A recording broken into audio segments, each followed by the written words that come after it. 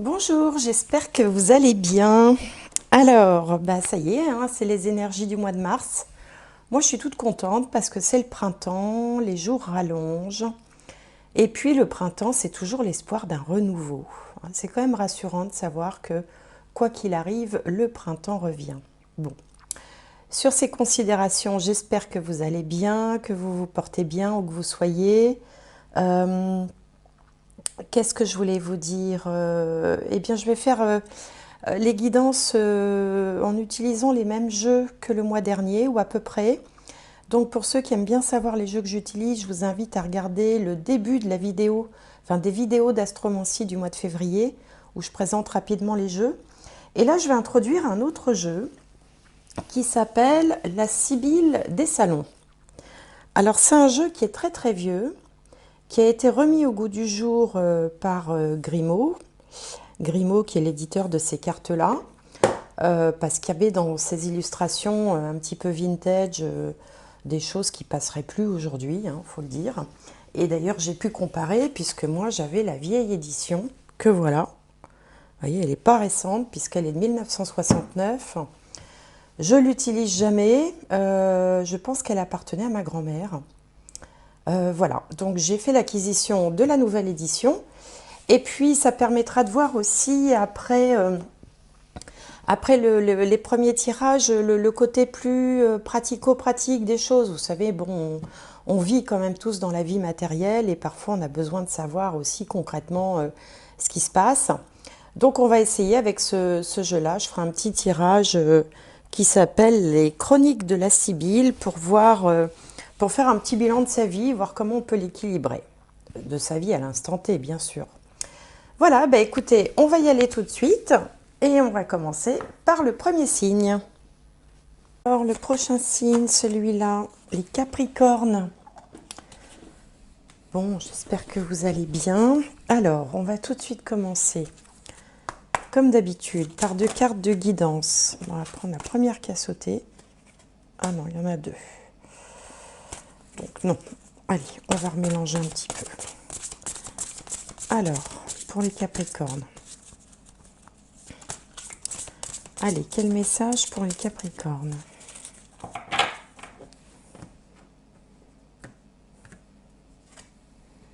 Agir, le chiffre 22. Agir. Donc, il y a quelque chose à faire. Il faut faire quelque chose. Mais quoi? Alors, on va regarder avec l'oracle des fées si on a une autre indication pour les Capricornes pour le mois de mars 2023. Décidément, on va faire comme ça aussi. Allez. Les vacances. Vous trouverez la réponse à votre question lors de vacances, d'une retraite ou d'une escapade. Bon, alors parfois c'est vrai que de prendre un peu de repos, ça aide à y voir plus clair et à poser les bonnes actions. Peut-être que vous êtes un peu fatigué. Bon, il faut dire que c'est la période des vacances en ce moment dans certaines régions. En Bretagne, par exemple, où je suis, c'est la période des vacances. Donc peut-être que certains d'entre vous tireront profit à faire une petite pause, à se changer les idées, à changer d'air. Alors, on va regarder avec l'oracle du soleil.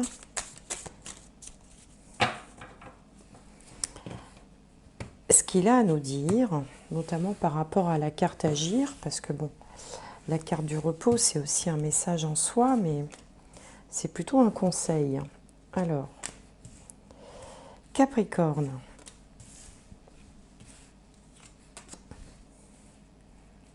Petite dernière, voilà.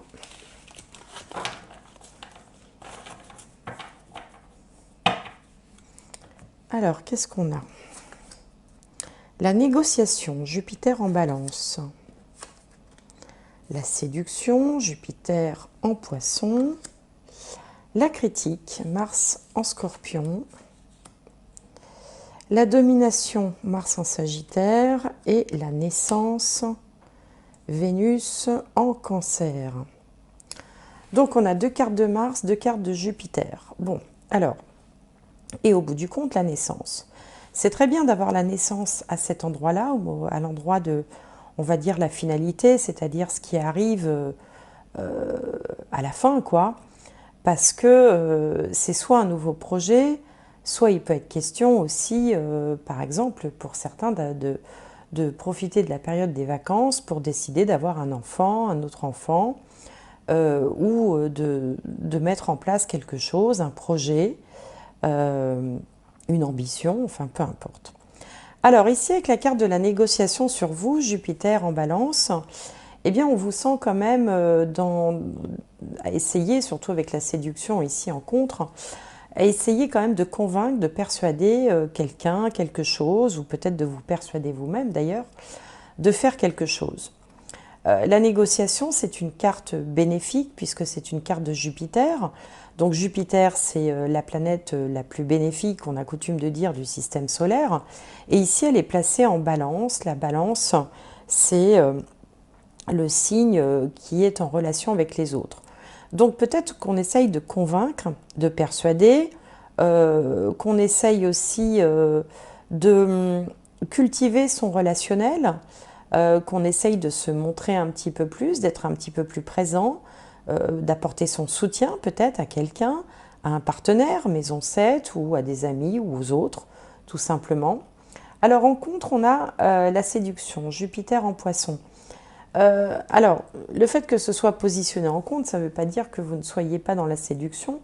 Ça veut dire que vous avez envie plutôt de persuader avec des arguments, autres que les arguments de la séduction.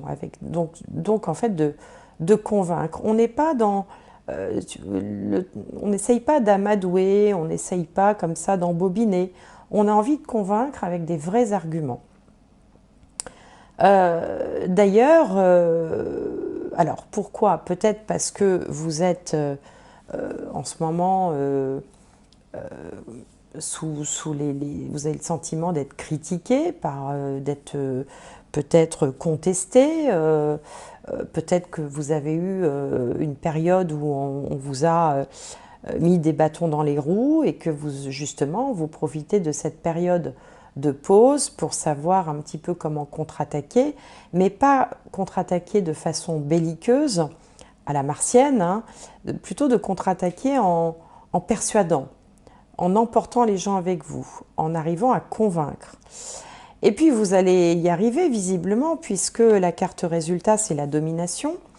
Mars en Sagittaire, alors Mars il agit, hein, on avait le verbe agir ici, il agit, il fait, hein, il pose des actes, mais il pose des actes aussi avec quand même une certaine ouverture d'esprit, avec le Sagittaire ici. Donc en fait, il va convaincre, il va affirmer son autorité, plutôt que le mot domination, qui n'est pas très positif, on va dire, je dirais plutôt que c'est l'affirmation. Vous allez réussir en fait, sans jeu de séduction, sans avoir recours à, vous savez, à la séduction, ça peut être aussi la démagogie. Quand on essaye de convaincre, il suffit de dire ce que les gens veulent entendre. Les politiques sont très forts pour ça et on appelle ça de la démagogie. Non, vous, ce que vous voulez, c'est vraiment arriver à convaincre.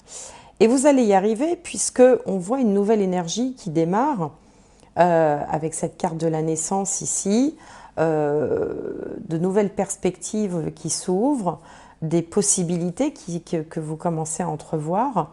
Donc en fait, il est question ici de un petit peu reculer pour mieux sauter avec cette période de vacances, ou plutôt de faire, de prendre un temps pour bien peaufiner la façon dont vous allez réussir à convaincre les gens que vous voulez convaincre. Donc ça peut être un partenaire, ça peut être des collègues de travail, ça peut être des employés, ça peut être un banquier, des clients, des associés, des amis, enfin bon, peu importe, ça peut s'appliquer à tous les domaines de vie.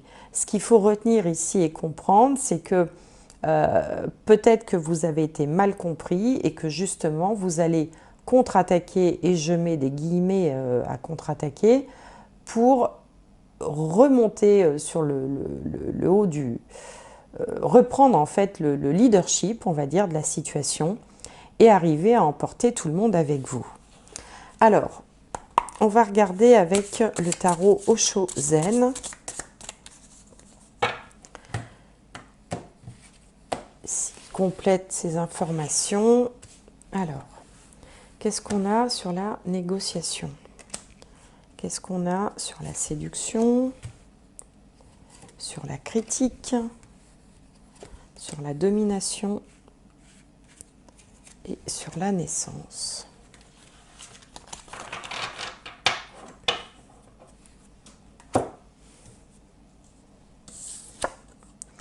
L'attachement au passé,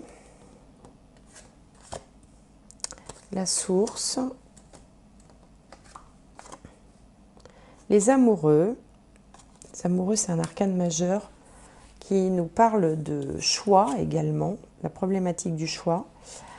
Le 7, la conscience, qui est un arcane majeur également et qui correspond au chariot dans le jeu de tarot traditionnel. Et le chariot, c'est la victoire. Alors la victoire sur la domination, là vous êtes assuré d'y arriver. Et ici le créateur, c'est marrant parce qu'on a la naissance et on a le créateur. Donc tout ça, c'est bien quand même, ça se répond bien. Alors avec l'attachement au passé, sur la négociation, peut-être que vous avez été un petit peu mis en porte-à-faux ou été un petit peu déstabilisé par des critiques ou par une réflexion ou par une situation et que votre première réaction c'est quand même de ne pas vouloir gâcher ce que vous avez construit jusque-là. L'attachement au passé, c'est aussi l'attachement à ce qu'on a construit. Et c'est pour ça peut-être que vous mettez autant d'énergie et autant de dynamisme à vouloir convaincre, parce que peut-être qu'il y a quelque chose que vous ne voulez pas perdre. Vous ne voulez pas perdre ce que vous avez construit jusque-là. Alors, ici, je vous disais qu'il n'était pas question de faire de démagogie ou de la séduction pour pouvoir l'emporter. Non, au contraire, vous allez essayer de repartir au fondement, à la base du problème ou de la question ou de la situation pour pouvoir arriver à récupérer en fait ce leadership dont je vous parlais tout à l'heure.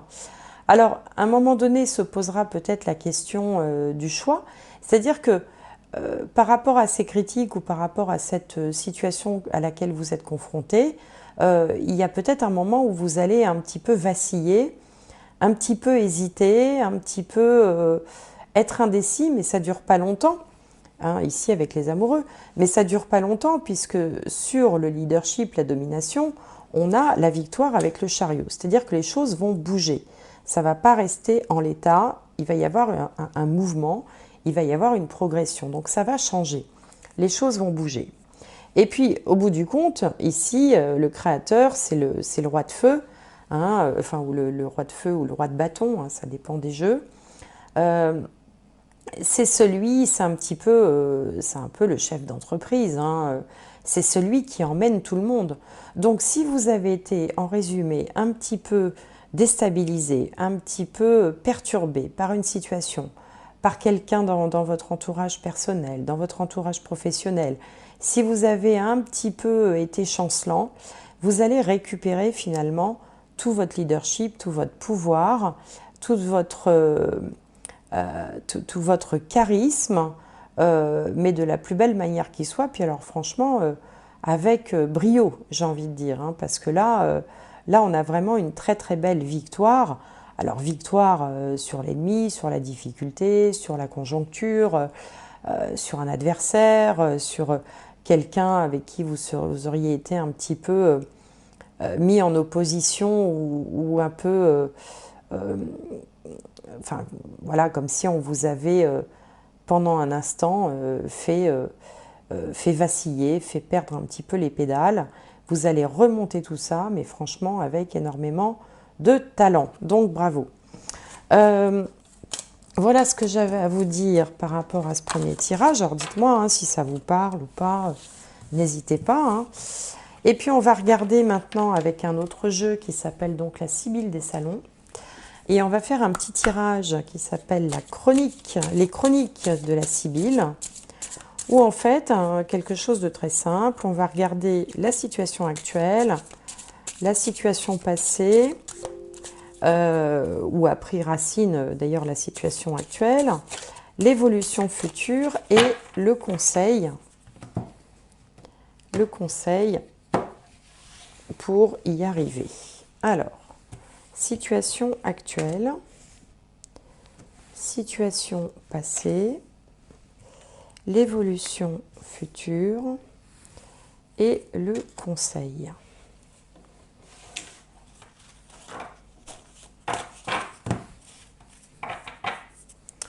Alors, situation actuelle. L'ennemi. Situation passée, la réconciliation à l'envers. Situation future, la mort à l'endroit. Et le conseil, c'est l'opportunité.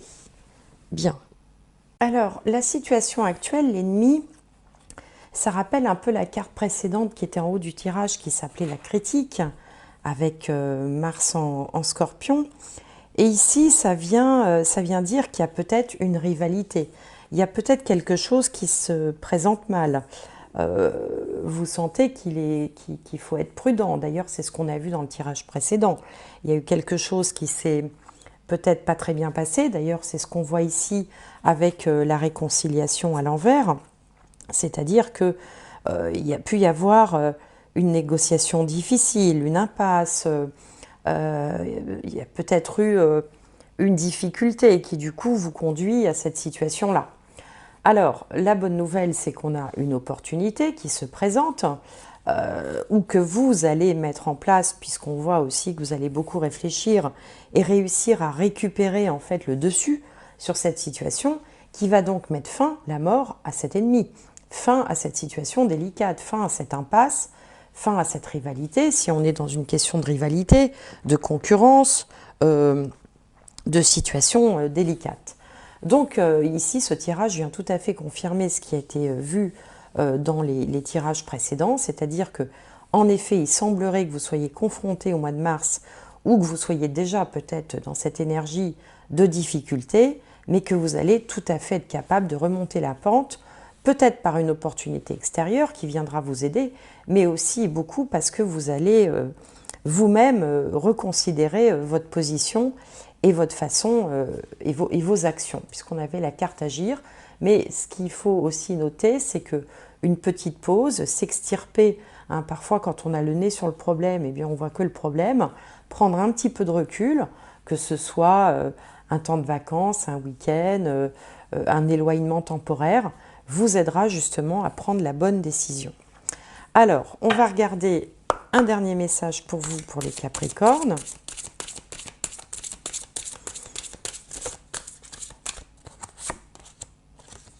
La réparation.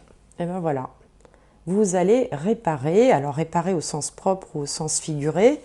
C'est comme si vous aviez un peu frôlé une catastrophe en fait, hein, ou frôlé un problème que vous auriez, enfin que vous considérez comme majeur, et que vous arrivez vraiment à retomber sur vos pattes, pas uniquement par chance, mais aussi par votre intelligence finalement et votre réaction, la façon dont vous allez agir et réagir à la situation pour finir par réparer la situation et récupérer ce que vous aviez peur peut-être de perdre ou quelque chose qui vous faisait peur, mais vous allez réussir tout à fait à retomber sur vos pieds et à rétablir la situation. Voilà, mes Capricornes, eh ben, écoutez, j'espère que cette guidance vous aura parlé, que ça vous aura plu. N'hésitez pas à mettre un petit pouce si ça vous a plu. C'est le seul moyen, moi, que j'ai de voir qu'il y a quelqu'un à l'autre bout de la vidéo, en fait. À vous abonner si ce n'est pas déjà fait, à partager, à mettre un commentaire si vous avez envie de me dire comment vous avez, vous, dans votre vie personnelle, ressenti cette guidance. En tout cas, je vous souhaite un excellent mois de mars. Profitez bien des belles énergies du printemps. Le printemps, c'est toujours un renouveau. Et profitez-en bien, portez-vous bien et peut-être à bientôt.